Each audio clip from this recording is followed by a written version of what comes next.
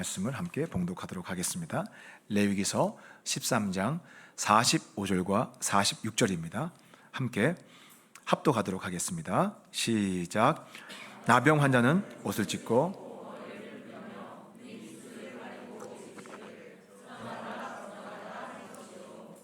병 있는 날 동안은 늘 부정할 것이라. 그가 부정한즉 혼자 살되 진영 밖에서 살지니라. 아멘. 오늘 말씀은 나병이 가르쳐주는 진리란 제목으로 함께 은혜를 나누도록 하겠습니다. 여러분, 전 세계 맥도날드 매장이 엄대가 없잖아요. 근데 또 맥도날드 매장 메뉴 중에서 제일 사람들이 찾는 좋아하는 메뉴가 이 치즈버거입니다. 그런데 이스라엘 예루살렘 맥도날드 매장에는 치즈버거가 없습니다. 안 팝니다. 왜 그럴까요? 성경 말씀 때문에 그렇습니다. 어떤 말씀이냐면 출애굽기 23장 19절에 어미 저주로 새끼 염소를 삼지 말라는 말씀이 있습니다. 여러분, 이거 생각해보면 요즘에 동물 복지 막 그렇게 많이 이야기하잖아요. 자, 성경도 하나님이 참 디테일하게 이 짐승의 이렇게 부모와 자식 간의 그 관계를 생각하셔서 어미의 저주로 새끼를 삼는 일을 하지 말라고 하셨어요. 참 얼마나 하나님의 마음이 섬세하신지 몰라요. 이거를 또 이스라엘 랍비들은 더 확대 적용해서 유제품과 고기를 함께 먹지 않는 데까지 확대 적용을 했습니다. 그러니까 고기하고 유제품 속에 뭐가 있습니까? 치즈도 우유로 만들잖아요. 그러니까 그 정신을 살려서 함께 이게 같이 먹으면 어떻게 돼요? 이게 뱃속에 이제 들어가서 섞이니까 함께 먹지 않도록 그렇게 적용을 했습니다. 그래서 심지어 지금은 고기를 먹고 디저트로 우리 아이스크림 많이 먹잖아요. 근데 아이스크림을 고기 먹고 또 먹으면 뱃속에서 또 우유 성분이 섞이기 때문에 또 이 말씀에 위배된다고 그래가지고 아이스크림을 언제 먹냐면 고기 먹고 6시간 후에 완전히 소화된 다음에 그렇게 먹습니다. 아주 정통 유대인들은 그렇게 합니다. 자, 이렇게 유대인들은 정말 전 세계 모든 민족들 중에 먹는 것에 진심이고 또 민감하고 예민하고 철저합니다. 그래서 이 사람들은 먹을 수 있는 음식들, 자기들이 먹을 수 있는 음식들을 인증을 해가지고 거기다가 마크를 붙였는데 그게 뭐냐면 코셔 마크입니다. 코셔. 이스라엘 유대인이 종교적으로 먹을 수 있는 음식, 그래서 그걸 코셔 푸드라고 합니다. 유대인들이 사는 곳에는 어디나 마켓에 가면 그런 코셔 푸드를 따로 이렇게 모아놓습니다. 미국에는 많습니다. 자, 이렇게 유대인들만이 아니라 유사하게 이슬람 사람들도 그 사람들이 종교적으로 먹을 수 있는 음식을 구별했죠. 그걸 뭐라고 부릅니까? 할랄 푸드라고 들어보셨습니까? 할랄 음식. 근데 사실 원조는 코셔입니다. 이스라엘 백성들이 음식을 가려 먹는 것을 따라한 겁니다. 왜냐하면 이슬람도 모세 어경을 그대로 받아들여서 믿기 때문입니다. 자, 이렇게 코셔 푸드가 아까 말씀을 드렸는데, 코셔 푸드를 말씀드렸는데 왜 코셔 푸드가 나왔습니까? 왜 종교적으로 먹을 수 있는 음식과 먹을 수 없는 음식을 구별합니까? 그것은 바로 레위기 때문입니다. 우리 지금 레위기를 열심히 공부하고 있잖아요. 레위기 11장에 보면 부정한 동물의 목록이 나옵니다. 그리고 이 부정한 동물은 음식의 식자재로 쓸 수가 없습니다. 자, 그러면 어떤 동물이 부정한 동물입니까? 네, 다리에 굽이 갈라지지 않은 것, 그 다음에 또 되새김질을 하지 않는 동물은 부정한 동물입니다. 그런데 안타깝게도 우리가 아주 좋아하는 이 동물 중에, 잘 먹는 동물 중에 그런 동물이 있어요. 누굽니까? 돼지입니다. 돼지는 굽은 갈라져 있지만 얘가 안타깝게도 꼭 되새김질을 안 해요. 그래가지고 얘가 정말 안타깝게도 부정한 짐승입니다. 그래서 우리는 먹을 때마다 사실 구약적으로 말하면 먹으면 안 돼요. 삼겹살, 곱창, 순대, 이건 먹으면 바로 예배 금지입니다. 예배 못 와요. 그런데 다행히 우리가 예수님 시대에 태어난 걸 얼마나 감사해야 되는지 모릅니다. 우리는 이제 이걸 규제를 안 받으니까요. 자, 우리가 다시 레위기 지금까지 공부한 것들을 한번 정리해 보면 1장부터 10장까지는 무슨 법입니까? 제사법이죠. 제사에 대한 법을 가르칩니다. 그 다음에 11장부터는 무슨 법이 나옵니까? 정결법이 나옵니다. 여러분, 정결법의 핵심이 뭡니까? 왜 정결법을 세우셨습니까? 이 세상 모든 만물을 정결한 것, 부정한 것들을 구별하고 또 하나님 백성들은 거룩한 하나님을 모시기 때문에 항상 이 부정한 것들을 멀리하면서 정결함을 유지하도록 하기 위해서 정결법을 세우고 무엇이 부정한지 무엇이 정결한지를 항상 가리도록 한 것입니다. 자, 그 중에 특별히 그래서 11장은 부정한 동물이 무엇인지를 이야기하면서 쭉 목록이 나옵니다. 그거 먹으면 안 돼요. 가까이 하면 안 됩니다. 자, 그리고 이제 부정한 동물에 이어서 부정한 동물의 목록이 11장에 나옵니다. 그리고 이제 12장부터 15장까지는 뭐가 나오냐면요, 부정한 사람들이 어떤 사람들인지 목록이 나와 있어요. 자, 다시 말씀드립니다. 정결법이 11장부터 나오는데 11장은 부정한 동물이 무엇인지가 나오고 12장부터는 부정한 사람들이 누구인지가 나온 거예요. 쭉 목록이 나왔습니다. 그래서 우리 지난번에 큐티에 했지만 12장에는 어떤 사람이 나옵니까? 해산한 여인들입니다. 해산한 여인들은 몸에서 피를 흘렸기 때문에 부정합니다. 그 외에도 유출병에 걸린 사람들도 부정합니다. 그 다음에 시체를 만지는 사람들도 부정합니다. 그리고 나병에 걸린 사람들도 부정합니다. 그 부정한 사람들이 12장부터 15장까지 쭉 나온 거예요. 여러분, 15장까지 내용이 별거 없습니다. 이겁니다. 제가 전체 요약을 해드렸어요. 자, 그런데 이 부정한 사람은 부정한 동물보다 훨씬 더 부정합니다. 그러니까 부정의 정도가 뒤로 갈수록 더 강합니다. 그러니까 부정한 동물보다 훨씬 더 부정을 끼치는 것이 바로 부정한 사람들인 것입니다. 자, 부정한 사람들은요, 어떠냐면 몸이 닿기만 해도 그 사람은 똑같이 부정해집니다. 심지어 실수로 부정한 사람이 어디 잠깐 그 의자에 걸터 앉고 지나갔습니다. 그런데 무심코 그걸 모르고 그 뒤에 앉은 사람은 똑같이 부정한 사람이 되는 겁니다. 부정한 사람은 어때요? 중요한 약속에서 성전에서 누굴 만나서 또 같이 제사 드리겠는데 못 갑니다. 그 사람은 성전 출입할 수 없어요. 격리해요. 우리 코로나 때 지금 엄청 우리 경험했잖아요. 누가 코로나 걸렸다 하면, 그리고 그 사람 나도 의도치 않게 접촉했다 하면 당국에 신고하고 나도 격리 조치를 해야 됩니다. 얼마나 불편했습니까? 그리고 사람들이 얼마나 예민했었어요. 이스라엘 사회 전체가 그래요. 항상 이게 아주 몸에 익혀져 있어요.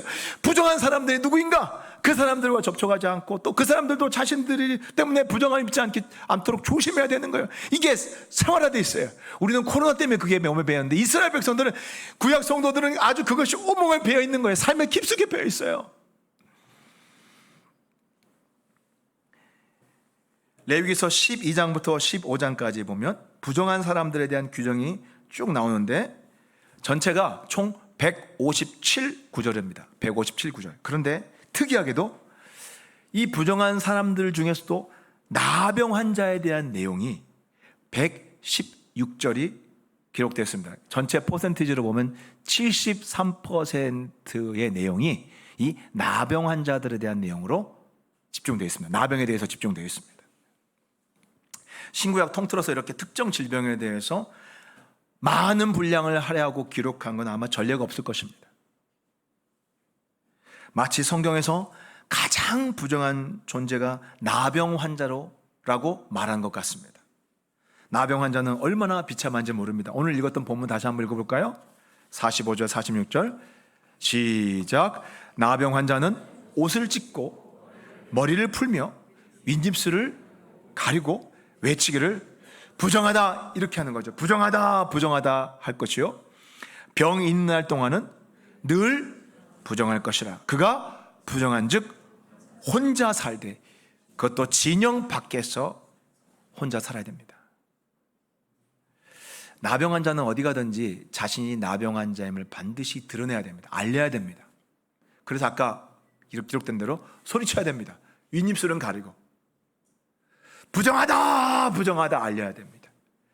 왜 그러냐면 혹시 그걸 알리지 않았을 경우에 같이 지나가다가 시장이나 이런 데서 사람이 나의 스쳐서 지나가는, 옷자락을 스쳐 지나가면 이 사람도 똑같이 부정함을 입는 것입니다. 그러니까 이게 의도치 않게 나 때문에 부정함을 입지 않도록 이 사람은 사람들에게 고지하고 대비할 수 있도록 해야 될 의무가 있습니다.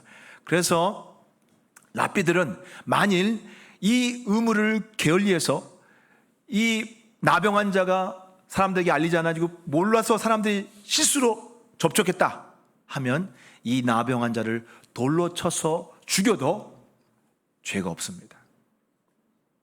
그만큼 나병 환자는 오염원으로서 철저히 사회에서 이렇게 분리되고 사람들과 이렇게 분리되어야 되는 사람이에요.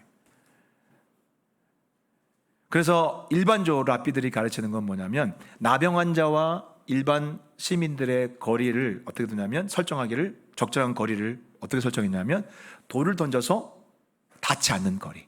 이게 나병 환자와 일반 백성들 사이에 설 수 있는 거리입니다. 비참하죠. 그냥 우리 코로나 때 겪었잖아요.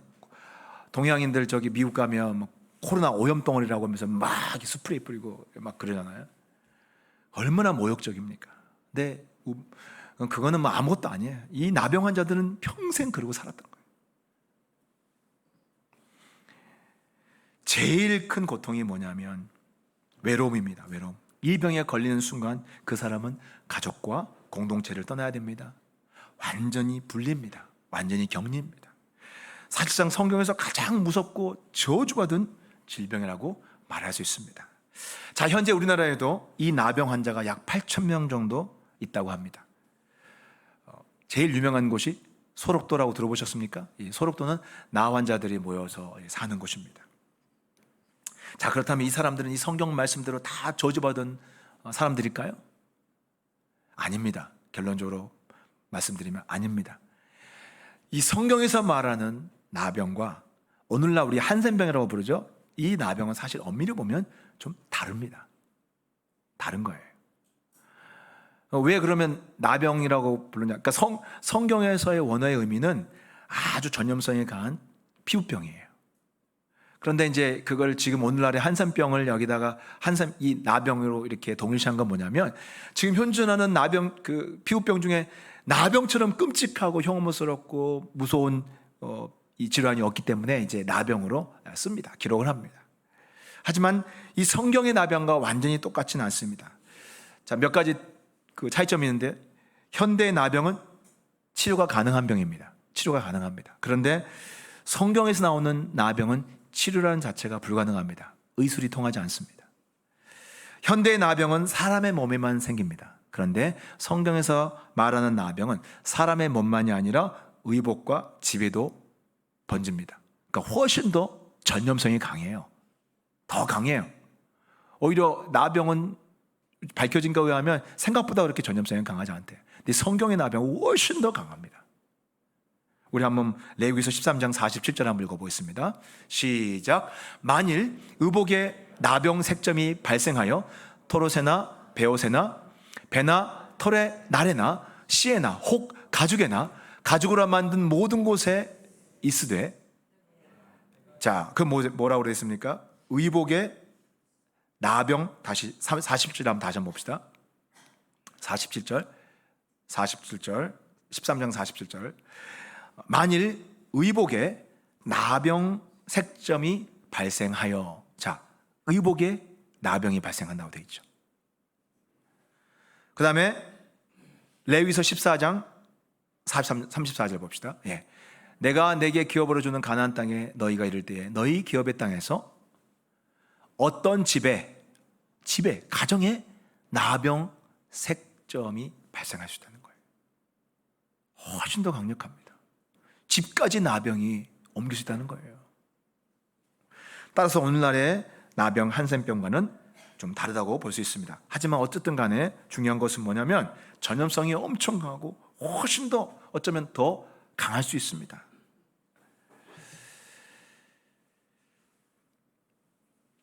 성경에서 말하는 나병은 단순한 피부 질병의 한 종류로 그냥 우리가 넘겨서는 안 됩니다. 왜 이렇게 성경의 나병에 대해서 많은 질문을, 여러분 성경에 보시다시피 이렇게 성경 인물을 보면 어떤 한 사람의 인생을 단 한 줄로 설명하고 끝나는 경우가 많아요. 평생 80세를 했던 90세를 했던 어떤 사람은 이런 사람이었더라. 그런데 지금 이 나병은 성경 100몇십 구절을 할애해서 나병만을 설명을 했어요. 그러니까 도대체 성경은 그렇게 압축하는 표현을 많이 하고 간략하게 설명하고 넘어가는 게 굉장히 지면을 아끼는데, 도대체 이 나병이 어떤 의미가 있길래 이렇게 어마어마한 방대한 분량으로 할애해서 설명하냐 이거예요. 중요한 의미가 있기 때문인 거예요. 중요한 영적인 의미가 있기 때문이에요. 나병의 영적 의미는 뭐냐면 죄를 상징합니다. 성경에서 죄 빼놓으면 정말 죄가 얼마나 많이 기록되어 있습니까? 나병은 이 죄를 상징하기 때문에 이만큼 중요하게 다루는 거예요. 죄의 특성이 뭐예요? 삶을 파괴합니다. 오염을 시킵니다. 사람의 삶을 오염시키고 사람의 영혼을 아주 더럽힙니다. 공동체를 아주 철저히 더럽힙니다. 아무리 겉이 깨끗하고 멋지고 우리 TV에서 보는 막 연예인같이 멋져도, 여러분 하나님 앞에서는 영적인 눈으로 보면 그 죄가 그 사람 앞에 음란과 모든 더러움과 추악한 그런 삶을 살면 화면에서는 멀쩡하지만 하나님 나라에 볼 때는 아주 그냥 문둥병자와 똑같은 거예요. 사실은요. 죄가 그렇다는 거예요. 죄가.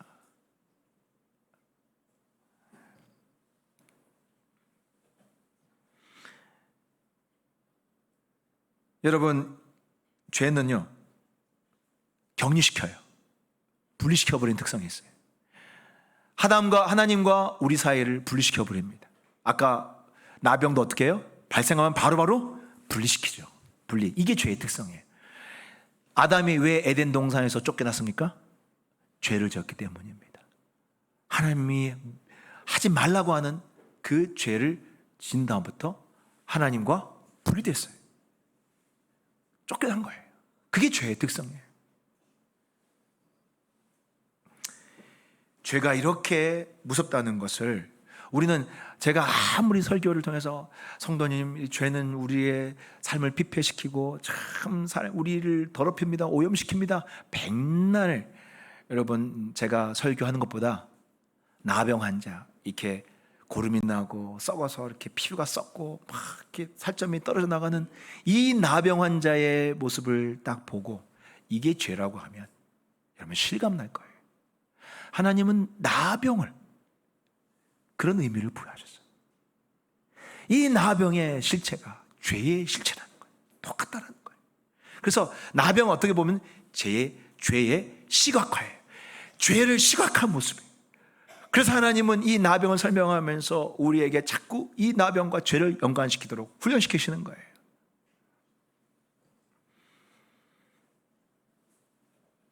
나병에 걸리면 피부가 오염됩니다. 고름이 생깁니다. 무너집니다. 형상을 잃어버립니다. 아무리 아름다운 얼굴도 나병에 걸리면, 이쁜 연예인 같은 그런 막 얼굴도 나병에 걸리면 정말 너무나 보기 어려울 정도로 그렇게 변형이 돼버립니다. 뭐가 그렇게 만들어요? 죄가 우리의 영혼을 그렇게 만드는 걸 아셔야 되는 거예요. 나병이 죄를 상징한다는 근거가 있습니다. 첫 번째는 뭐냐면 하나님이 심판하실 때 종종 나병이 발생하게 하셨습니다. 다른 종류의 병이 아니라 나병이 발생하게 하셨습니다. 우리 민수기 12장에 보면 모세가 구스 여인을 취했습니다. 그것을 보고 동생이었던 미리암이 모세를 비방하면서, 그리고 그것을 빌미로 리더십을 부정했습니다. 그럼 사람이 그럴 수 있죠. 그런데 중요한 건 뭡니까? 하나님이 어떻게 보시냐는 거죠. 하나님은 그것을 용납하지 않으셨습니다. 하나님이 그 미리암을 하나님이 책망하셨고, 그 미리암에 대해서 하나님이 심판하시는데, 미리암에게 어떤 병이 생긴지, 어떻게 생겼느냐, 어떤 병이 생겼느냐, 성경에 한번 읽어볼까요? 민수기 12장 10절 한번 읽어보겠습니다. 시작. 구름이 장막 위에서 떠나갔고 미리암은 나병에 걸려 눈과 같더라. 아론이 미리암을 본즉 나병에 걸렸는지라. 나병에 걸리게 하셨어요. 그러니까 이 나병은 심판의 한 상징이 되어버렸습니다. 죄의 한 상징이 되어버렸습니다. 거기다가 또 남유다 왕 중에 우시아 왕이라는 사람이 있습니다. 이 우시아 왕은 참 훌륭한 사람이에요. 다른 왕들이 다 타락했을 때 이 우시아 왕은 훌륭한 왕으로 선정을 베풀었고, 그리고 또 하나님 말씀대로 살려고 애를 썼습니다. 그러다 보니 이 우시아 왕이 그 남유다가 기울어져 가던 그런 시대에, 대세가 기울어져 가는 그런 상황이었는데, 이 시대 우시야 왕 때는 나라가 강성했습니다. 그래서 막 주변에 강대국과 전쟁을 해서 다 깨부셨어요. 그리고 주변 나라들이 우시야 왕 하면 이렇게 막 손을 지켜들었습니다. 대단한 왕. 그리고 성경에도 뭐라고 표현했냐면 하나님의 기이한 도우심으로 강성하게 됐다고 나와 있어요. 명확하게 하나님의 기이한 도우심으로, 기적 같은 도우심으로 이 왕이 강하게 됐다는 거예요. 그러다 보니까 이 우시야 왕이 교만해졌습니다. 우쭐해졌습니다. 자기가 아주 특별한 사람으로 이제 착각하게 된 겁니다. 어느 날 성전에서 제사를 드리는데 이런 생각이 들었습니다. 제사장 까짓거 내가 드리면 되지. 제사장이 분향을 하는데 자기가 이 가져오라고 그래가지고 자기가 분향을 합니다. 제사장이 화들짝 놀리죠. 왕이시여, 이러면 큰일 납니다. 이거는 하나님이 율법에 금하신 일입니다. 제사장이 못하게 말렸습니다. 그랬더니 우시야 왕이 화를 내면서 이렇게 이야기합니다. 내가 누군지 알아? 우시야야, 우시야. 내가 바로 우시야 왕이야. 하나님의 사랑받는 왕이야. 어디서 나한테 그런 소리를 내? 괜찮아. 그러면서 쫙 자기가 분향을 하나님께 딱 드립니다. 하나님이 그것을 보시고 즉시 거기에 개입하셨습니다. 이 우시야 왕을 치십니다. 하나님의 말씀을 정면으로 거부한 이 우시야 왕을 치시는데요. 우리 한번 역대하 2장 19절 한번 볼까요? 시작. 우시야가 손으로 향로를 잡고 분향하려 하다가 화를 내니 그가 제사장에게 화를 낼 때에 여호와의 전 안향단 곁 제사장들 앞에서 그의 이마에 나병이 생기지라. 대제사장 아사랴와 모든 제사장이 왕의 이마에 나병이 생겼음을 보고 성전에서 급히 쫓아내고 여호와께서 치심으로 왕도 속히 나가니라. 얼마나 비참합니까? 쫓겨났어요. 그리고 우시야 왕은 평생 격리돼서 별궁에서 갇혀서 살았어. 그렇게 죽습니다. 교만함의 말로였죠. 이런 경우들을 볼 때 왜 나병이 단순한 피부병이 아닌지 우리는 알아야 됩니다. 뭐예요? 죄의 상징이고 하나님의 진노의 상징이 되는 것입니다. 두 번째로 왜 나병이 다르냐면, 나병을 진단하고 회복하는 절차를 누가 진행합니까? 의원이 하도록 하지 않으셨습니다. 누가 하게 하셨습니까? 제사장이 하셨어요. 이건 종교적 업무를 맡는 사람이잖아요. 그런데 왜 제사장이 이 나병을 진단해요? 이게 영적인 병이기 때문인 것입니다. 세 번째, 나병은 치료되는 병이 아닙니다. 치료 방법도 없습니다. 오직 나병에 걸린 사람은 하나님의 은혜를 그냥 바라볼 뿐입니다. 그래서 나병에는 치료되었다는 표현을 쓰지 않습니다. 나중에 보면 왜냐하면 나병 자체가 정결과 관련된 병이죠. 부정함이 있는 병이죠. 영적인 병이죠. 그래서 나병이 나중에 회복될 때는 치료가 되었다라는 표현을 쓰지 않고 뭐라고 표현하냐면 정결케 되었다라고 표현합니다. 다릅니다. 정결함을 입었다. 자, 우리 한번 레위기서 14장 2절 한번 볼까요? 시작. 나병 환자가 정결하게 되는 날의 규례는 이러하니 곧 그 사람을 제사장에게로 데려갈 것이요. 자, 이런 사실들을 볼 때 나병이 성경에서 아주 특별한 의미를 가졌다는 것은 이제 여러분들 다 이제 이해가 되셨죠? 충분히 납득이 되셨을 것입니다. 그럼에도 불구하고 솔직히 나병 너무 끔찍합니다. 그렇죠? 너무 잔인하죠. 사람의 그 몰골이 그렇게 흉측하게 변하는 걸 볼 때 너무 무섭습니다. 왜 이렇게 하나님 잔인한 그 나병 같은 걸 하나님 허락하셨을까? 참 사실 불편하고 또 두렵습니다. 그런데요, 우리는 첫 시간 속죄 제사를 배우면서 하나님 왜 그런 피해 제사, 짐승을 잡아 죽이고 피냄새가 가득한 그 속죄 제사를, 왜 그런 짐승을 잡아서 죽이는 끔찍한 제사를 드리게 했느냐? 배웠죠? 왜 그렇습니까? 여러분, 죄를 지은 사람이 하나님께 속죄 제사를 드릴 때는 산짐승 잡아다가 그냥 사냥 가가지고 잡으면 안 돼요. 어떤 제물을 드려야 됩니까? 그렇죠. 반드시 자기가 키운 가축을 드려야 돼요. 양을 드려야 돼요. 애정이 아주 깊이 깃들여 있는 양을 드려야 돼요. 그리고 그 양을 내 손으로, 그 눈에도 안 아플 그 이쁜 반려견은 아니고 반려양 같은 그런 양을 칼로 쳐서 죽여야 돼요. 그리고 가죽을 다 벗겨요. 뼈와 살을 다 불려요. 그걸 누가 하냐면 제사 드리는 사람이 다 직접 해야 되는 거예요. 왜 그렇게 끔찍한 방법으로 제사를 드리겠어요? 죄의 결과가 얼마나 무서운지, 양을 죽이는 그 시간을 통해서 나도 죽음의 고통을 같이 겪게 하시는 거예요. 왜? 그래야 죄를 함부로 짓지 않거든요. 그게 하나님이 제사법, 제사를 드리도록 하는, 그런 짐승의 제사를 드리도록 하는 의미라고 그랬잖아요. 하나님의 뜻이라고 그랬잖아요. 마찬가지로 하나님은 오늘 나병을 통해서는 죄에 대해서 어떤 교훈을 주시려고, 이 나병을 통해서 우리에게 어떤 교훈을 주시려고 하신 걸까요? 그것은 바로 죄의 전념성입니다. 죄의 전념성. 죄가 얼마나 무섭게 확산되고 전념시키고 오염시키는지를 이 나병을 통해서 하나님 우리에게 인식시키시는 거예요. 각인시키시는 거예요. 한 사람의 죄는 그 사람 한 사람으로 머무르지 않습니다. 퍼집니다. 공동체 전체를 오염시킵니다. 전념성을 가지고 있습니다.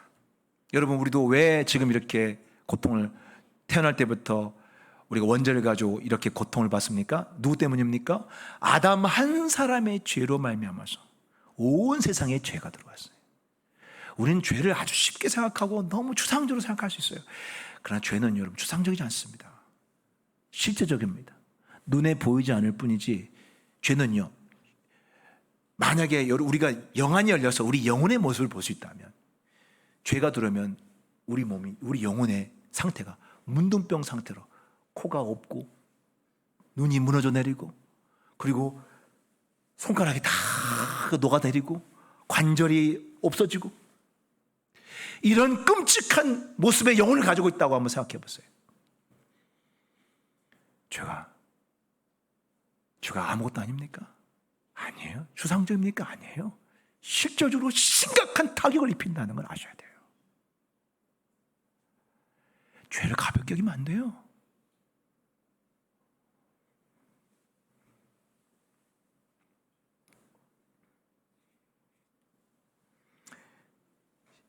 신약에선 죄를 누룩에 비유하기도 합니다. 누룩이 퍼지듯이 순식간에 퍼져나가는 것입니다. 그래서 레위기서는 나병을 찾아내서 공동체에서 분리시키는 일을 계속해서 훈련시키는 것입니다. 왜? 죄를 그렇게 대하라는 거예요. 죄를 그렇게. 죄에 대한 경각심을 가지고 우리의 삶과 우리의 가정과, 아까 집도 오염시킨다고 했잖아요.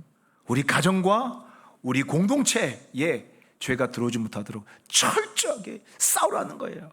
신약에서도 죄와 싸우되 피 흘리기까지 싸우라고 했어요. 우리 그거 아셔야 돼요. 죄를 가볍게 여기는 공동체는 정말 심각해집니다. 죄를 가볍게 대하는 교회는 정말 무력해져요. 사람을 미워하시는 거 아니에요. 하나님은 사람을 미워하시는 게 아니에요.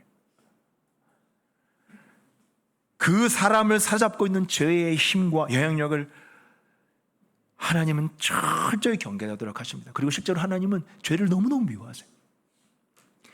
하나님은 정말 우리가, 여러분이 하나님을 사랑하신다면, 저와 여러분이 하나님을 사랑하신다면 하나님은 죄를 철저히 미워하기를 원하세요.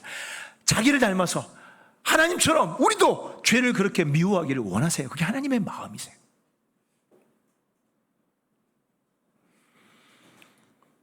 죄의 힘과 영향력을 절대로 간과해서는 안 됩니다. 그래서 훈련시키시는 거예요. 레위기를 통해서 계속해서 훈련시키는 거예요. 제가 오래전에 가깝게 지냈던 한 목사님이 계십니다. 그 목사님의 교회에서 일어난 일입니다. 그 교회의 한 성도가 투자업을 하는 성도였습니다. 이렇게 저렇게 돈을 굴리면서 투자를 많이 하는데, 뭐 부동산도 그렇고 무슨 PF 뭐 이렇게 여러 가지를 많이 했던 것 같습니다. 근데 이 사람이 교회에서 봉사도 하고 행사가 있을 때 큰 역할도 하고 하니까 성도들이 되게 좋아하고 고맙죠. 그렇게 봉사하고 또 교회에 많은 기여를 하니까 성도들에게 많은 신뢰를 얻었습니다. 그런데 이 사람이 담임 목사님 모르게 성도님들을 한 사람 한 사람 이렇게 접하면서, 이거 당신에게만 알려주는 기회인데 이번에 이게 굉장히 그 몇 배 돈을 벌 수 있는 이게 프로젝트가 있는데 그 지분을 당신에게만 이만큼 주겠다, 투자하라, 이렇게 한 거예요. 그래서 한 사람이 아니고 이 사람 저 사람 여러 사람 했어요. 굉장히 많은 사람을 했어요.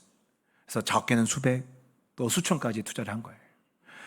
그래서 또 첫 달 이자는 줘요. 항상 그렇잖아요, 그렇게 한 사람들이. 근데 문제가 뭐냐면 그 돈 주는 게 돌려막기에 다른 사람 거 받아가지고 주는 거예요. 나중에 결국 바닥이 드러났어요. 이 안 풀려가지고.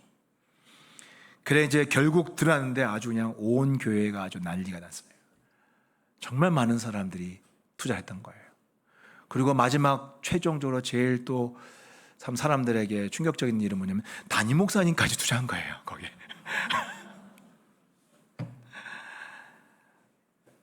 교회가 어떻게 되겠습니까? 교회가 어떻게 되겠어요? 한번 상상을 해보십시오. 그 교회 어떻게 되겠습니까? 담임 목사님은 그때부터 한 달 동안 집에서 잠을 안 자고 강단에서 간이 침대 놓고 눈물을 흘리면서 강단에서 잤어요. 진짜 피눈물 났겠죠. 부끄럽고 수치스럽고. 그런데 제가 안타깝게도 나중에 마지막으로 들었던 것은 교회가 문을 닫았다고 제가 들었습니다. 그래서 교회 안에서는 다단계나 그리고 투자금을 누구한테 투자금을 모집한다든지 또 교회 안에서 장사하는 것을 일체 금하는 것입니다. 예수님도 성전에 들어가셔서 예수님 그렇게 온유하신 분이 채찍을 들고 장사하는 장사꾼들의 상을 다 뒤집어 엎으셨어요. 분노하셨어요. 여러분, 교회는 이런 나병 같은 죄가 들어오는 것을 철저히 막아야 됩니다. 정말 무섭습니다. 한 교회가 문을 닫았어요. 전에 제가 아는 타 교회 성도님이 있습니다. 그 집사님이 저에게 상담을 해봤습니다. 자기 딸이 우리 들으면 다 아는 유명한 교회에 대학부에 다닙니다. 큰 교회고 청년들 대학생들이 많죠. 그 딸이 그 교회 대학부에서 열심히 열심히 다니고 있는데 그 교회 안에 같은 대학부 안에 이제 아주 그 봉사도 열심히 하고 또 아주 신앙도 좋아 보이는 눈에 띄는 그 교회 오빠가 있었어요. 마음에 들어서 이제 교회 오빠하고 어떻게 둘이 가까워졌습니다. 그래서 교제를 이제 진지한 교제 관계가 시작이 됐어요. 그런데 하루는 이 오빠가 이 자기 딸한테 그렇게 이야기했대요. 우리 멀리 같이 여행 가자는 거예요. 근데 물론 거기에는 숙박을 포함하는 거예요, 같이. 그러니까 이 딸이 당연히 엄마도 신앙이 아주 그래도 경건한 사람이고 그러니까 그렇게 교육을 받았죠. 오빠 무슨 말이냐고 그거 안 된다고 단호하게 거절했어요. 그랬더니 그 친구는 아주 익숙하다는 듯이 그래? 이런 거 가지고 요즘이 어떤 시대인데 그러면서 그렇다면 우리 그냥 끝내자. 그런 관계가 되지 않으면 끊겠다는 거예요. 그래서 끝냈어요. 그러면서 딸이 엄마한테 이야기를 한 거예요. 엄마, 내가 잘못된 거야? 내가 잘못된 거야? 이렇게 물어본 거예요. 혼란스럽다는 거예요. 그래도 신앙이 좋다는 오빠인데 사람들이 다 그렇게 알고 있는데 그 집사님이 또 나한테 전화를 했어요. 목사님, 잘못된 건가요? 잘못되긴요. 그 공동체가 지금 문둥병에 걸린 거예요. 나병 걸린 거예요. 다 썩어 있는 거예요. 이게 지금 사실 한국교회 현실이에요. 아주 정확한 단면을 보여줘. 여러분, 많이 모여있는 게 중요한 게 아니에요. 아주 구정물통에 많이 모여있는 게 중요한 거예요. 하나님 그거 하나도 기뻐하지 않으세요. 자꾸 수준이 낮아지고 자꾸 세상의 오염들이 다 끌어들여서 다 시궁창처럼 세상의 문화들, 세상의 그런 풍속들을 다 들어와서 도대체 교회인지 세상인지 구분이 안 가는 그런 상태. 교회가 문턱이 낮아질수록, 교회가 애매할수록, 단호하지 않을수록 그런 세상의 문화들이 교회 안에 들어와서 썩히는 거예요. 그래서 동성애도 하고 대학생들이 대학반에서 그리고 그렇게 애들이 문란하게 사는 일들이 정말 많습니다.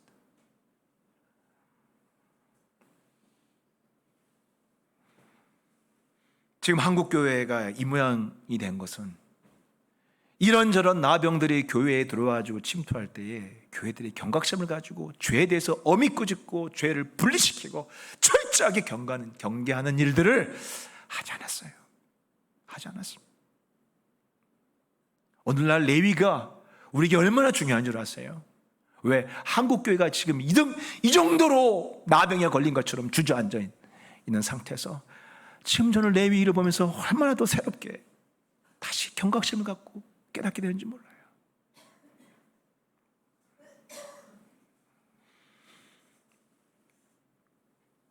한국 교회가 왜 이렇게 오염됐을까요? 그 중에는 가장 큰 잘못은 사역자들이죠. 사역자들이 잘못이 제일 큽니다. 제대로 가르치지 않았기 때문입니다.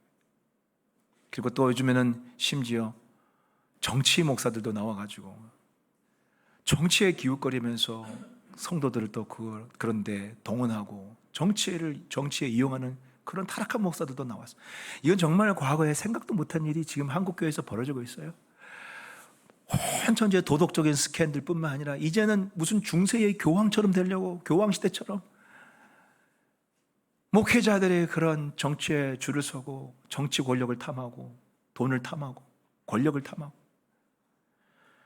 정말 젊은 목사들을 모이면 하는 이야기가 뭐냐면 지금은 다시 종교개혁을 해야 된다고 이야기합니다. 우리 모이면 제2의 종교개혁이 필요한 시대가 됐어요. 지금 얼마나 부끄럽습니까?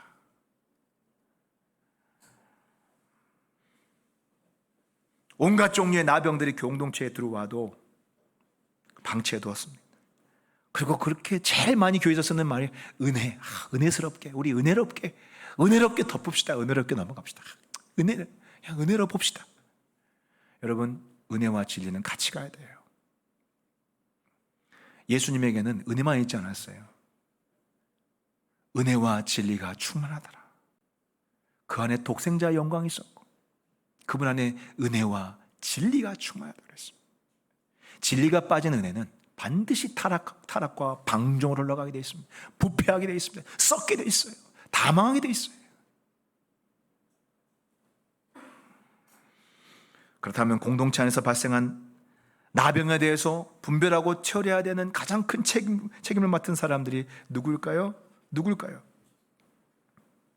레위기 13장 2절 한번 보겠습니다.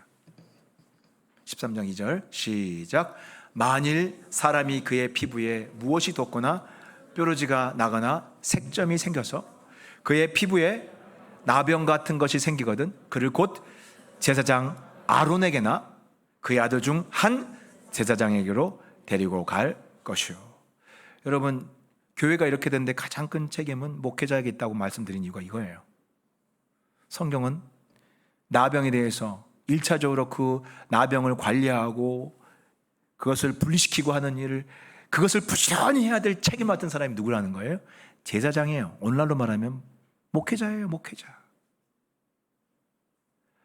목회자가 게으르고 목회자가 거기에 대해서 무감각하고 방치해두면 그 공동체가 나병이 침투해서 오염되는 것은 그 목회자의 1차 책임인 거예요. 또 우리 교회 같은 경우는 담임 목사뿐만 아니라 다락방의 순장들은 작은 목회자죠. 순장들, 그 다음에 또 주일학교의 교사들도 작은 목회자들이에요. 아이들의 영혼을 관리하는 사람들이에요. 성도들과 아이들의 영적 상태가 지금 나병이 들어와서 죄의 나병이 들어와가지고 지금 이 바이러스를 먹었나, 이게 좀 약간 상태가 이상하지 않나, 이것을 두루두 살펴하고 진단하고 점검하는 책임을 맡은 사람이 누구예요? 목회자와 순장과 교사들이라는 거예요. 요즘 시대는 유튜브 시대라고 합니다. 보니까 청소년 사역하는 분들 이야기 들으니까 아이들이 부모 말을 안 듣는데요, 유튜브 말만 듣는데. 유튜브. 제가 전에 유튜브를 보니까 중학교 1학년짜리가 아이가 유튜브를 진행하는데 그 방송의 내용이 뭐냐면 친애하는 6학년 후배들에게 중학교 1학년 왔을 때 어떻게 처신을 해야 되는지 자기가 처음에 애가 다 그 방에 앉아서 이야기하더라고. 너희들 두렵지? 굉장히 막 쫄지 마. 가면 들어갈 때에 그 신입생 처음에 들어가서 입학식 때부터 선배들을 어떻게 대해야 되는지, 그리고 중학교 들어갔을 때에 너희들 생각만큼 무섭지 않아. 왜냐하면 층이 분리됐고 밥 먹을 때 제가 걔를 통해서 많이 배웠어요. 그러니까 저도 그러는데 후배들이 전부 다 인생의 어떤 경험이나 문제가 생기면 뭘 먼저 참고하겠어요? 유튜브부터 참고해요. 유튜브부터. 성도들도 마찬가지더라고요. 요즘에 성도들이 유튜브를 많이 접하기 때문에 유튜브에서 가르치는 잘못된 신앙 그런 것들을 여러분이 어떤 하나의 어떤 그 메시지가 중요한 게 아니라 그 메시지의 근본에 있는 철학과 그 다음에 말씀의 틀이 얼마나 전체 성경을 보는 신학적 프레임이 어떤 거냐가 되게 중요해요. 잘못된 신앙을 가지고 있으면 어떤 부분적인 메시지는 틀리지 않지만 시간이 갈수록 나중에 잘못돼 가는 거예요. 그래서 건전한 신학이 되게 중요한 거고, 그리고 누가 그런 메시지를 전하는가가 되게 중요한 거예요. 함부로 받아들이면 안 돼요. 어떤 사람은 구약을 아주 무시하는 사람들이 있어요. 신약 시대는 이제 구약에 있는 말씀들은 다 무시해야 된다. 이제 구약은 이제 필요 없다. 이제 그리스도 안에서 자유 그리스도 안에서. 여러분 잘못됐어요. 신약과 구약은 뗄 수가 없어요. 예수님도 구약의 1.1획도 버리지 말라고 그랬어요. 예수님도 구약의 말씀들 다 지켰어요.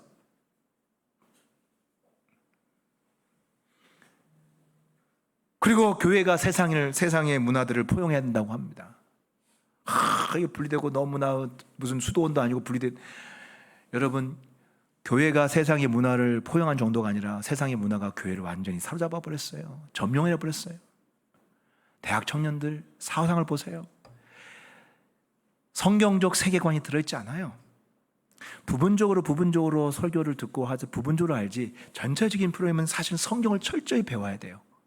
성경을 통해서 전체의 틀을 딱 입력하지 않으면 이게 아주 세부적인 이슈들을 만났을 때 성경적인 관점으로 해석할 능력이 없어요.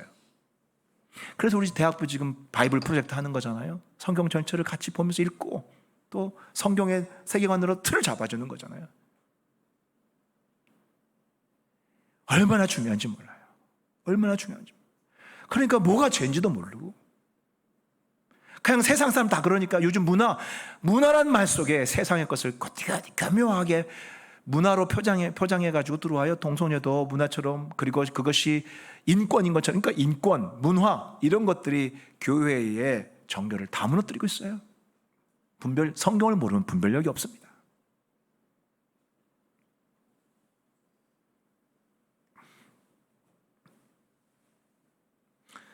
어떤 교회는 남자들이 소그룹 모임 끝나고 와인바를 갔다고 합니다. 그리고 또 그 교회의 부교역자는 음란 채팅을 하다가 잘못 성도한테 보여내가지고 걸렸어요. 한 교회에서 일어나는 일이에요. 여러분 이건 뉴스에 안 나왔잖아요. 근데 사실 쉬쉬하고 덮고 가는 일이 얼마나 많은지 몰라요.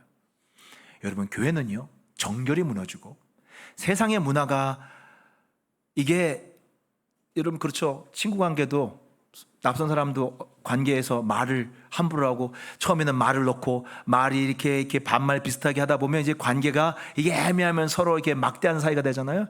이 경계선이 참 애매해요. 경계가 명확하지 않으면 관계가 그렇게 흐리멍텅해지고 참 이게 볼썽사나운 관계가 되는 거예요. 교회의 분위기도 마찬가지예요. 작은 것들, 세상의 것들을 그냥 애매한 것들, 애매하니까 허용하고 하다 보면 들어와 가지고요 점령해요. 그리고 교회들이 저런 일이 벌어지는 거예요. 부교역자가 음란 채팅을 하고. 정결에 대한 것이 추상같이 살아있지 않으면 교회는 항상 교회를 무너뜨리려고 마귀는 노리고 있기 때문에 세상 문화가요. 또 세상의 죄악된 문화들이 습관들이 그렇지 않아도 배어있는데 그것을 메시지를 통해서 또 교회가 전체적으로 그 방향성이 명확하지 않으면 힘든 거예요. 우리 교회 수요기도회에 종종 우리 성도님들이 자기 친구나 또 타 교회 안 다니는 사람들 불신자들 종종 들어와요. 문제가 있어서. 그러면 참 제가 듣는 것 중에 감사한 게 뭐냐면 불신자가 왔는데 왠지 모르게 눈물이 나고 또 왔다가 치유받고 자기 몸에서 뭐가 확 떠나가는 것을 체험하고 귀신이 나가는 것을 경험하고 교회 안에 하나님의 신비와 거룩함이 있는 것을 그 사람들이 와서 느끼고 친구들에게 이야기해 주는 거예요. 우리 교회가 왜 이런 성령 역사들이 살아있는 줄 아세요? 우리가 완벽해서가 아니에요. 다 죄인이죠. 부족하죠. 아주 멀었죠. 그런데 하나님은 구별하세요. 정말 더 하나님을 닮아서 거룩해지려고 하느냐, 아니면 적당하게 세상하고 타협하면서 그냥 그렇게 오염물 구정물을 담고 그것을 그냥 그렇게 가느냐 하고, 하나님은 교회가 어떤 자세를 가졌는지를 봐요. 그 담임 목회자와 그 성도들이 어디로 향했는지를 정확하게 분별합니다. 넘어지죠. 저도 넘어지고 이러면 다 넘어지죠. 그러나 우리가 어디로 가야 되는지 명확하게 알고 빨리 회개하고 다 성령의 역사를 사모하고 성령으로 말미암아서 거룩한 공동체가 되고자 몸부림치는 것을 하나님 보시고, 그러기 때문에 성령의 은혜가 흐르는 거예요. 교회의 전체적 분위기 속에 흐르는 거예요. 교회 가면 알아요. 교회마다 교회 가서 설교 보면 알아요. 느껴요. 영적 분위기들이 있어요.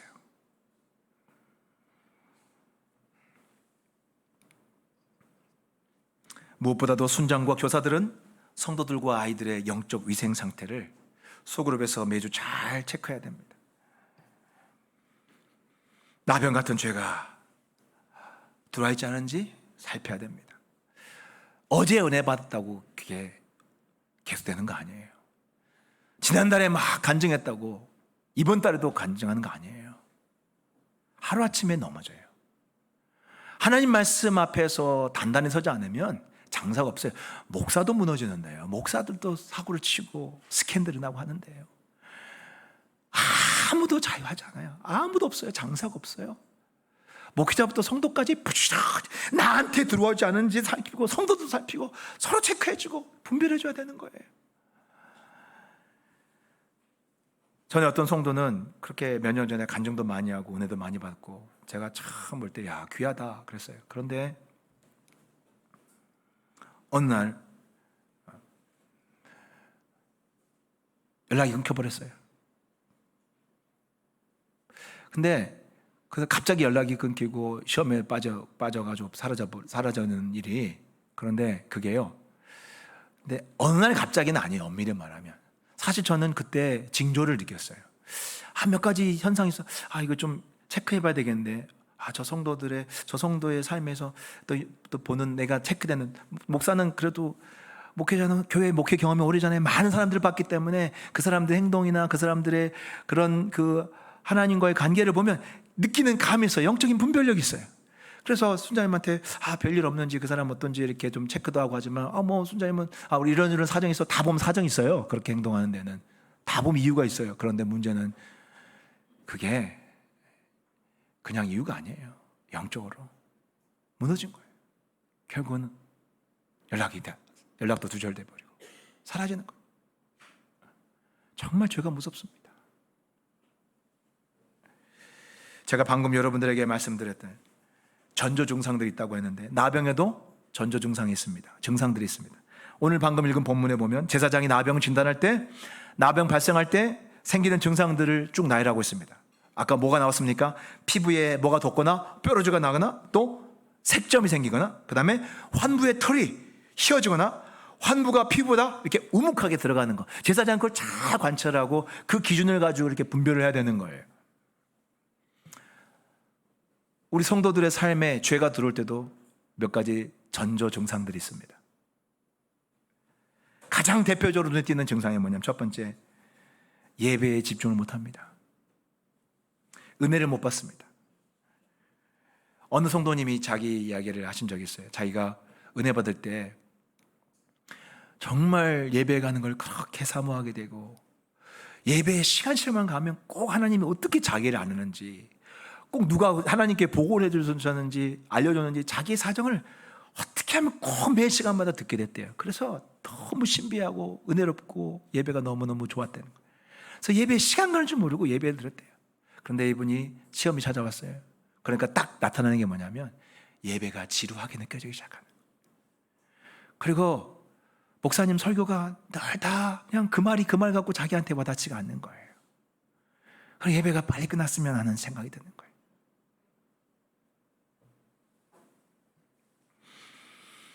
우리는 예배를 보면 가장 잘 점검할 수 있습니다. 두 번째, 말씀에 대한 반발심이 커져갑니다. 여러분, 이게 죄가 들어오면요, 우리도 모르게 하나님 말씀에 대해서, 여러분 은혜 받을 때 어떡합니까? 내가 비록 그렇게 당장 살지 못한다. 하나님, 아이고 하나님 그렇군요. 제가 더 그렇게 살겠습니다. 더 하나님 정말 거룩하게 더 하나님 말씀대로 살고자. 내가 당장 다 순종 못합니다. 하나님 100% 못해도 하나님 오늘은 20%, 다음엔 30%, 다음엔 50% 이렇게 하나님 말씀 순종하는데 제가 성장하겠습니다. 이렇게 기도하거든요. 그런데 죄가 들으면 어떻게 해요? 아니 하나님은 세상 물정을 모르시나? 에? 지금이 어느 때인데 이거 밖에 나가면 이거 미쳤다고 해요. 하나님 미쳤다고 이러면서 이렇게 하면 말씀을 비평을 하는 거예요. 말씀을 비평을 합니다. 판단을 합니다. 순종보다는 비판과 반발심을 갖게 돼요. 여러분 자기 자신을 점검하셔야 돼요. 내 마음에 어떤 마음이 더 많이 일어나는지 보세요. 세 번째는 기도를 안 합니다. 기도를 안 하게 됩니다. 아니, 정확히 말하면 안 하는 게 아니라 못 하게 되는 거예요. 청교도 신학자 존 라일은 이렇게 말을 했습니다. 기도는 죄를 죽이고 죄는 기도를 죽인다. 정말 제가 살아온 경험을 보면 참 핵심을 찔렀어요. 여러분, 기도하면, 저도 목회자지만 교회 나와서 2-3시간씩 기도하는 이유가 뭐냐면, 그렇게 해야 내 안에 있는 그런 스물스물 올라오는 그런 욕망들, 악한 생각들을 그를 포착을 하고 죽여요. 밟아요. 기도하고 나면 죽여요. 확실히 죄가 힘을 잃어요. 그런데 여러분, 기도하지 않으면 어떻게 된 줄 아세요? 기도가 죄를 죽이는데 기도하지 않으면, 기도 못하면 죄가 나를 이제 잡아요. 그리고 죄가 나를 사로잡으면서 그 다음부터는 기도하려고 하면 기도가 안 나와요. 죄가 기도를 잡아먹은 거예요. 그 다음부터는 안 한다는 표현보다는 못한다고 하는 것이 정확해요. 못합니다. 못합니다.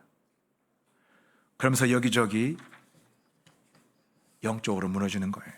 네 번째는 관계가 무너집니다. 죄가 우리 마음에 들어오면요, 우리 마음에서 1차적으로 어떤 변화가 오냐면요, 메말라져요. 그리고 거칠어져요. 메마르고 거칠어져요. 제가 이걸 어디에 비유할 수 있냐면, 여러분 그 후라이팬, 그 오래된 후라이팬 쓰신 분들 알죠? 계란 후라이 딱 하려고 보면 기름 안 바르면 계란 딱 풀면 찰싹 달라붙어요. 표면이 거칠어가지고요. 이거 그냥 계란 이렇게 딱 뒤집으려고 하면 난장판이 돼요. 막 그냥 이거 스크램블이 돼버려요. 그냥, 예? 온수로 먹으려고 했는데 후라이가 안 되는 거예요. 다 그냥 엉망진창이 돼버리는 거예요. 그런데 거기다가 올리브 오일을 쫙 발라보세요. 그냥 계란이 쫙 스케이팅을 답니다. 미끄러지면서 그냥 얼마나 부드러운지 몰라요. 아주 부드럽습니다. 마음이 말랑말랑해요. 이것처럼 똑같은 거예요. 하나님의 은혜는 우리 마음에 올리브 오일을 바른 거 마찬가지예요. 그냥 집사님이 툭툭 던져도 그냥 좀 그냥 거슬린 이야기도 그래? 괜찮아. 그러면서 그냥 싹 그냥 미끄러져 나갑니다. 근데요, 여러분, 은혜가 떨어지고 죄가 들으면 어떡해요? 이게 꼭 오래된 후라이팬하고 똑같아요. 찰싹 달라붙어요. 뭐라고? 집에 가서 하루 종일 묵상을 해요. 자꾸 떠올라요. 그러면서 자꾸 그래? 아니, 그 사람이 3년 전에도 그 이야기를 했던 것 같은데? 이제 막 기억력도 좋아요. 그때는 잘 떠올라요. 뭐 계속해서 생각하면 축적된 걸 해서 이제 막 분노가 치밀어 오릅니다. 이렇게 사람이요, 거칠어져요. 그러면서 상처를 잘 받게 돼요. 그래서 집안에서는 부부싸움이 많아지고, 직장에서는 갈등이 많아져요. 직원들끼리. 그리고 업무 받으면서 저쪽 부서 팀원하고 막 부딪히게 되는 거야. 아무것도 아닌데 그냥 평소에는 이렇게 그냥 내가 업무 조금 더 손해볼 수 있으니까 평소에 해줬던 건데, 아니 또 나한테 넘겨? 내가 지 꼬봉이야? 막 이러면서 막 싸운다는 거예요. 그러니까 삶의 모든 면에서 관계가 틀어져요. 교회에서 마찬가지예요. 이 외에도 증상들이 다양합니다. 어떤 분은 죄가 들어오면 우울해집니다. 약한 부분이 있어요. 그게 다시 반복되는 거예요. 어떤 분은 자꾸 죽고 싶은 생각이 많이 드는 분이 있어요. 자살의 영 이런 것들이 막 역사하는 사람들. 여러분 분별하셔요. 내 안에 이런 나병의 균이 들어오지 않았는지를 보셔야 됩니다. 끝으로 우리가 이렇게 죄의 나병에 빠졌을 때는 어떻게 해야 벗어날 수 있을까요? 마태복음 8장에 보면 예수님이 아주 놀라운 사건을 우리에게 한 가지 보여주십니다. 우리 마태복음 8장 2절 3절 한번 보겠습니다. 시작.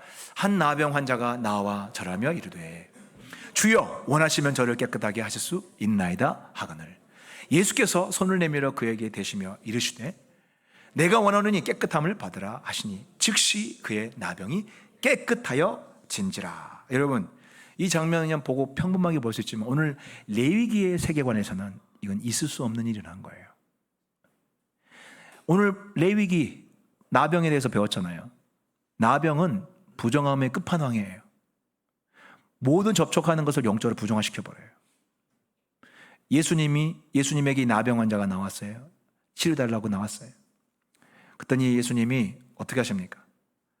그냥 예수님은 그냥 네 나병이 깨끗함 받을지어다 하면 좋은데 예수님이 전혀 불필요한 행동을 하세요.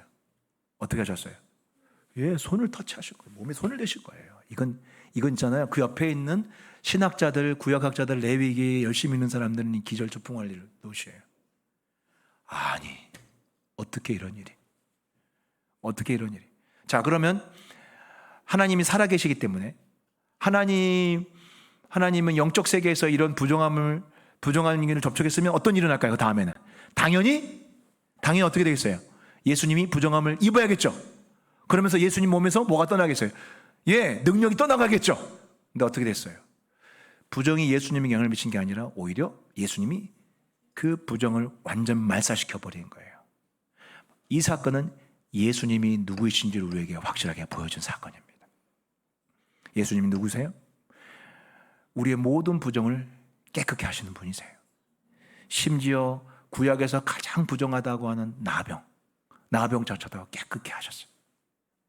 여러분, 우리는 매일매일 죄를 짓고 삽니다. 여러분, 죄 없다 말하고 있는 사람 아무도 없어요. 생각으로, 마음으로, 입술로 얼마나 많은 죄를 짓습니까? 엄밀히 말하면 나병이 죄를 상징한다고 했잖아요. 우리는 다 어떤 사람들이에요? 나병 환자예요. 영적으로 보면 나병 환자예요. 다. 여러분들의 영혼 상태가 어떤지 아세요? 코가 없어요. 손가락이 없어요. 피부가 온통 이쪽 저쪽 막 불고 얼굴이 좌우대충이에요. 머리가 다 빠졌어요. 안 보이니까 우리가 편안하게 살지 본다면 어떻게 되겠어요? 얼마나 끔찍한지 모릅니다. 우리가 이 나병에 감염되었을 때 오염됐을 때 어떻게 해야 돼요? 누구한테 나가야 돼요? 누구한테 달려가야 돼요? 예수님께. 예수님 한 분밖에 없어요. 그냥 뒤도 돌아보지 마시고 달려가야 돼. 오늘 이 나병 환자가 참 귀한 게 있어요. 뭡니까? 이 환자는요 사실 그 당시로 보자면 죽음을 각오한 거예요. 왜요? 아까 자기가 어떤 의무가 있어요? 고직 의무가 있어요. 사람들에게 부정하다. 예수님 사람들이 엄청 몰려있잖아요. 지금 예수님 옆에 있잖아요. 그럼 이 사람이 그 가까이 갈 때는 어떻게 해야 돼요? 부정하다 해야 돼요. 그런데 살며시 그냥 가까이 한 거예요. 왜? 돌에 맞아 죽을. 만약에 누가 알면 바로 쳐도 죽어도 할 말 없어요. 왜요? 오직 누구만 생각한 거예요? 한 분밖에 생각하는 거예요. 예수님한테 가면 산다. 예수님한테 가면 내가 이 부정에서 벗어날 수 있다라는 거예요.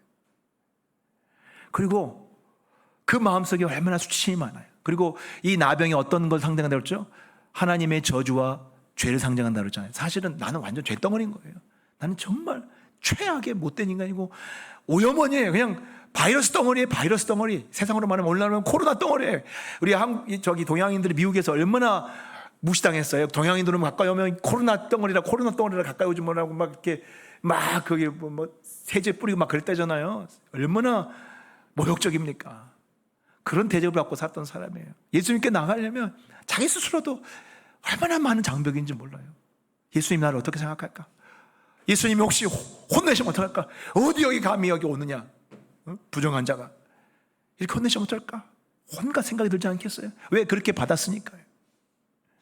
그리고 사람들이 나를 어떻게 볼까? 나 자신을 비참하게 생각했기 때문에 정말 저주받은 인간으로 생각했기 때문에 나간다는 굉장한 용기가 필요해요. 그런데 나가서 예수님 앞에 엎드렸어요. 그리고 예수님은 나를 깨끗게 하실 수 있다는 것을 온전히 믿고 모든 부끄러움, 수치, 다 두려움 다 예수님께 내어 맡기고 나아갔을 때 주님 어떻게 하셨어요? 정말 말씀 한마디로 깨끗하게 하시는데 손을 대셨어요. 뭐 하는 거예요? 뭘 보여주신 거예요? 내가 기뻐한다는 거예요. 네가 이렇게 나왔구나. 저리 가라 부정탄다가 아니라 그래 잘 왔다 이거예요. 그래 잘 왔다. 여러분 어떤 상태에 있습니까? 주님 앞에 나가시기 바랍니다. 여러분 어떤 사람이 주님 앞에 이렇게 간절한 마음으로 나갑니까? 내가 나병 환자라고 인정한 사람이 이렇게 주님께 나가는 거예요. 오늘 이 예배당에 앉아있지만 어떤 사람은 정말 내가 심각한 죄인이라고 그렇게 인지한 사람이 있고 내가 뭘 어때서 나만큼 하라고 그래 이렇게 생각하는 사람도 있을 거예요. 나는 별로 죄인이 아니라고 생각하는 사람도 있을 거예요. 그거 아셔야 돼요. 레위기를 통해서 죄가 뭔지 정말 우리가 이 성경 말씀을 통해서 구약이 그래서 중요합니다. 우리의 주제를 알게 해요. 내가 얼마나 부정한 인간인가를 알게 해요. 이 목사라는 인간도 얼마나 이 자리에 감히 설 수 없는 인간이라는, 비참한 인간이라는 걸, 문둥병자라는 것을, 나병 환자라는 것을 알고 서기 때문에 주님을 간절히 붙드는 거예요. 그러니까 주님이 그래 네가 나를 전심으로 잡구나 하니까 주님이 임재하셔서 만져주시고 터치해주시고 임재하셔서 하늘의 은혜를 여러분들에게 부어주시는 거예요. 여러분 누구입니까? 나병 환자인 것을 깨달으시기 바랍니다. 주님을 절실하게 붙잡고 의지하는 여러분 되시기를 주의 이름으로 축복합니다. 다 주 앞에 나가 주여 두 손 들고 나아갑니다. 주여 나를 깨끗게 하실 분은 우리 주 예수 그리스도 한 분밖에 없습니다. 주여 나를 불쌍히 여겨 주시옵소서. 이 시간 기도하겠습니다. 기도할 때 주여 참으로 나와 내 가정을 정결하게 하여 주시옵소서. 내 삶을 새롭게 하여 주시옵소서. 오래된 습관들, 중독들, 내 안에 있는 모든 것들 주여 이 시간 주님이 터치하셔서 나를 만져주셔서 깨끗하게 하여 주시옵소서. 우리 자녀를 깨끗하게 하여 주시옵소서. 우리 집안을 깨끗하게 하여 주시옵소서. 저를 따라 기도합니다. 주여 은혜를 주옵소서. 깨끗하게 하여 주옵소서. 만져 주옵소서. 다 같이 기도합니다.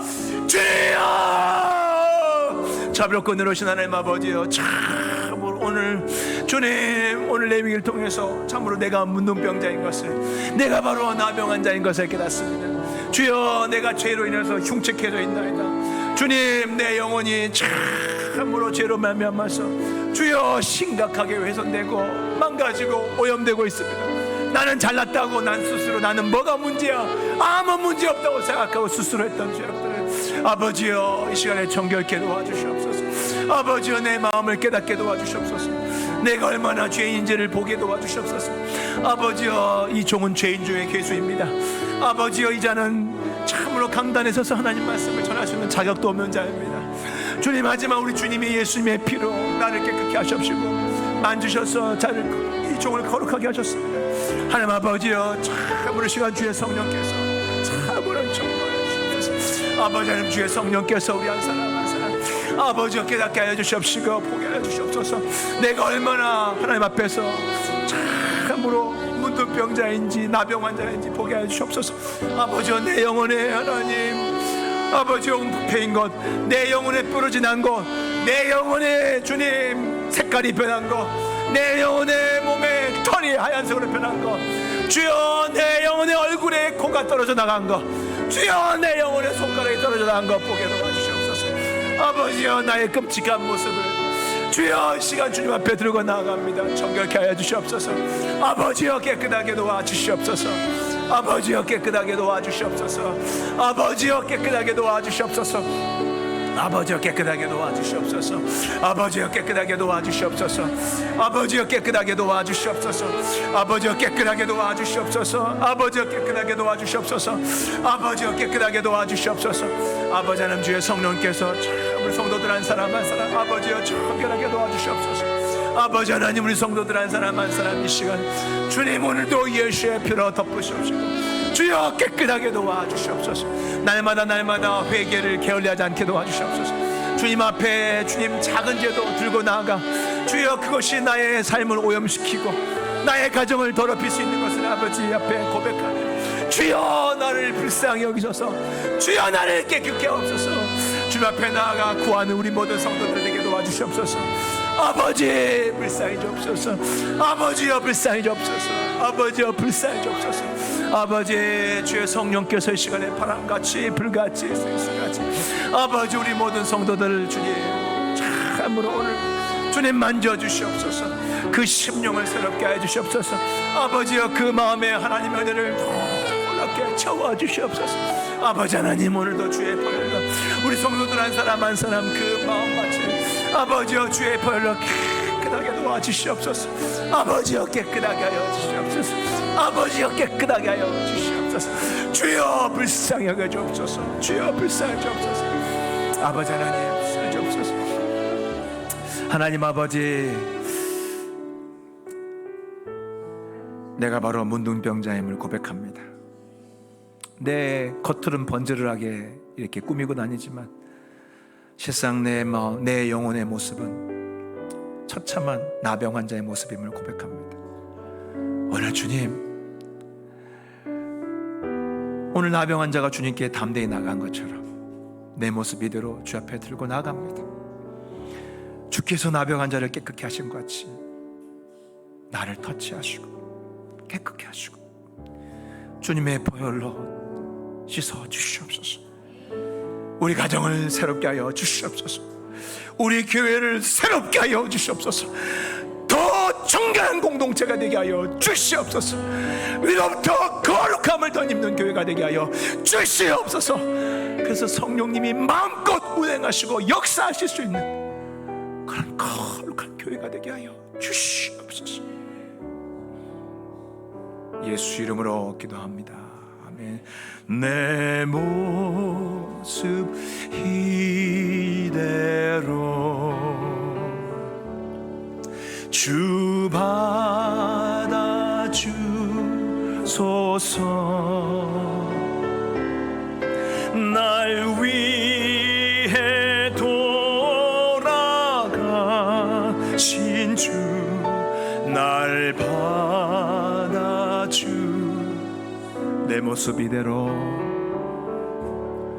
내 모습 이대로 주 받아 주소서.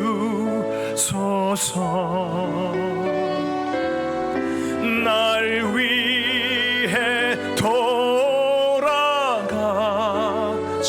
주 날 받아 주소서.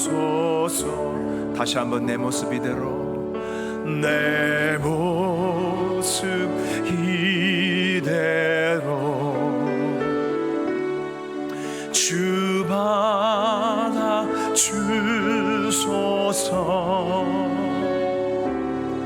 날 위해 돌아가신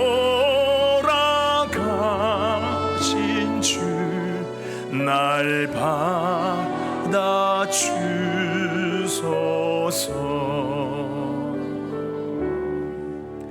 오 나의 자비로운 주여, 나의 몸과 영혼을 주님 은혜로 다 채워 주소서. 이 세상 괴로움 걱정 근심 주여 받아 주시고 힘든 세상에서 인도하소서. 예수 오 예수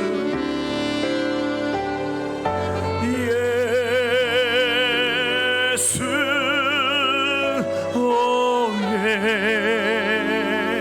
예수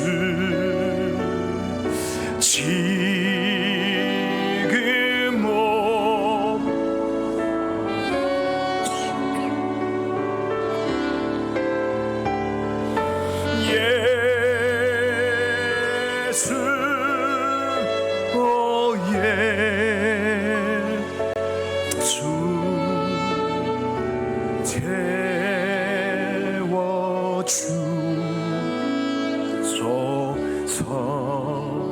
기도하겠습니다. 주 예수 그리스도의 은혜와 하나님의 크신 사랑과 성령님의 감화와 감동 교통하심 오늘 말씀 듣고 나의 삶과 내 가정과 공동체에 어떤 나병도 들이지 않고 구별된 삶을 살겠다고 결단한 모든 성도들 위해 이제로부터 영원토록 함께 하시기를 간절히 축원하옵나이다. 아멘.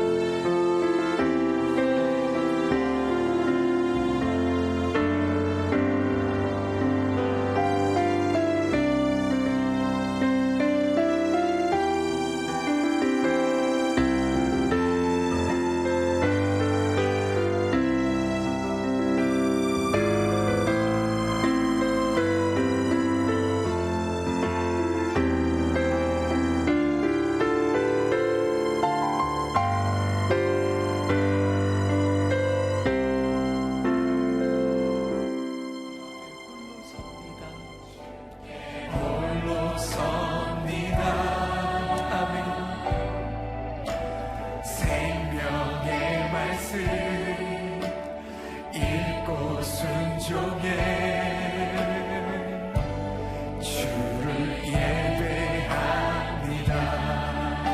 기록된 말씀